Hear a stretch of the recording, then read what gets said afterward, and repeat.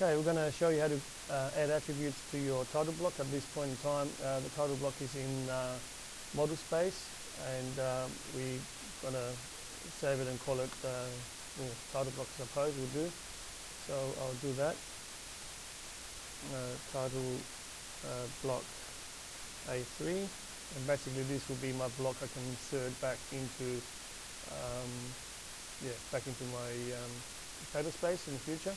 Alright, so at the moment I've done it so it's only got text, so you can just double click on text and change it.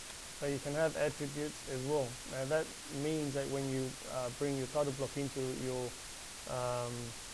header space later on, you don't have to explode it to be able to modify the modify this text.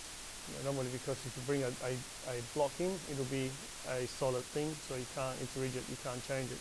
But if you've got attributes in it, you don't have to explode it. You can just double click on the title block and it'll change. It'll pop up with a window and you can change the name in there. All right, so let's just we won't do more. We'll do a couple just so we can get an idea. So if I wanted to write my what is it? The business name, for example, there, I'll just delete that. That takes probably 5 millimeters or something like that. So I'll use the command att-def, ATT-DEF, or attribute definition. And this pops up, and we can have all sorts of different attributes. We can have invisible ones even, so that sometimes is inserted in for a price of a chair or something like that, or an item you're making, a bolt or whatever.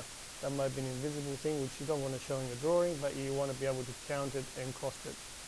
If you export that, because this can be exported out as an Excel spreadsheet. So it's not really relating just to title blocks. It doesn't make sense to put something invisible in a title block, but in a product you might be able to want to do that. All right, so there's a few different ones. What else have we got? The important thing here is preset, you can't change it. Verify function invisible. Lock position, I don't like to do that because sometimes you want to be able to click and drag the attribute a bit over or something like that, and if you lock it, it doesn't allow you to do that. This text might grow too big and you might want to just finger to smidge it over and you won't be able to do it. So I take that tick off. Alright, so and you can have a default value as well, and a prompt. So for example, the tag here will be for our business name. It could be, and it doesn't matter what I type in, it will end up being capitals anyway. So I'll put in capitals. So I might just call it bus name. Oops. And the prompt might be enter business name. And default, you could default something. For example, you could put, and because that would be a question, the prompt would be just a question on the command line, whereas when you first bring it in, whereas the prompt could be something like you put something standard text in there. If it's going to be used for a variety of businesses, or it's not likely, you could put in there something like enter business name here. Here.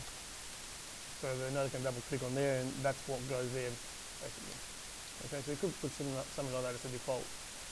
The justification of the text, what text style are we using? I don't actually know. We're going to use, I've got one here already called AS1100, so I'll use that, probably right.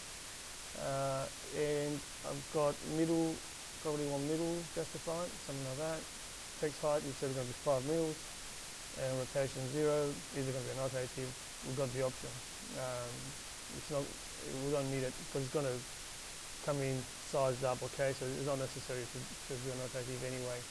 Alright, so, okay, that, where we're going to put it? Well, we're going to put it, once it comes to the center of that box. Anyhow, I'll just have a look at that in a minute. Not sure why it didn't come up like that. If I go shift right click, I go middle between 2 points, saves me drawing a diagonal line. Instead I'll point to this and then diagonal opposite corner, put it in the middle. Yes, that will come out right in there. It looked like it was left justified, but it's not. That's that center there, business name, that's my tag. It's like the database field name, basically. Alright, so that's that one there, that's in there. The layers you can sort out later, I suppose, but you know, if you want to put it in the right layer, which you should at this point in life. Where is my layer? Here it is. It's text 5mm, so you could put that under text 5mm. There you go. So that's correct. That's an attribute, and this one attribute tag. This one here is just name normal text. I'll leave that one there. Well, you can actually, no, this one's a bit different. It's actually a different style. It's got like a M text in there, so we can actually do those as well. So if I put another tag here, attdef, and where are we? Specification, we want it to be middle again, multiple lines, this instance, and this could be client. Okay, there it goes. Prompt, client, there. And default you don't, well, you don't put anything. Actually, if we come back here, you can actually write something in there, but I didn't. What else have we got? Height, yeah, 5mm I think it is, or it could be 3.5, it's probably 3.5, 3.5. Alright, so let's put that in there. That's going to go there again, shift right click, middle between 2 points, click here and click there, and there it is. That's my client, it goes there, see what happens. And I'll change to the 3.5. Alright, so that's the 3.5. Maybe should have been a bit bigger. Anyhow, for the exercise here, that would do, and we can get an idea of what happens in a minute. Now, supposedly I've done them all. I can now save this drawing, and I can swap over to my drawing where I want to put it in, and I'll just create a new one here. New layout, copy this one here across to the end. Okay, copy, and I'll just delete this one here and put a new one in. Okay, so insert the new one. I for insert. We browse and go to where I've saved this thing here, which is in here somewhere, and then we go to let's see where it's there. There's a tag. Make sure, and we're looking for, okay, here it is, that's where I put it. Okay, that's 12 to remember. And alright, so we're going to put it, I'll just stick it to 0, 0, see where it lands. Go okay. Alright, and it pops up, and well, it's actually just found the business name here, so we'll just put in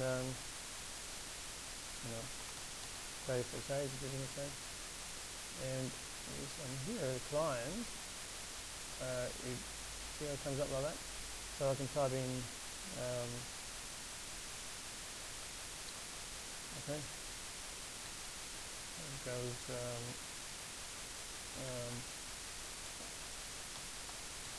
house or something like that, and put address or something like that, so on and so forth. Okay, so go okay, and there it is. So that's an attribute. So now I can come back and double click on there, and I can change. It comes up with this box, which you're familiar with now. You could just edit that if I want. If I didn't type anything in when the box came up, it would have just put it in as a the default that came up with those little brackets. Okay, that. The same with this. Now this one's here, I can't do anything with. I would have to explode this block to be able to change it, because I never put any attributes for those other things. Alright? But I can actually move these along, because I did take that lock off. I can actually move them around. If I didn't take the lock off, I couldn't do it. If I explode this, it goes back to this tag name, and I'm able to fix those, of course, but I've wrecked those. So that's basically the attributes. Yeah, over there.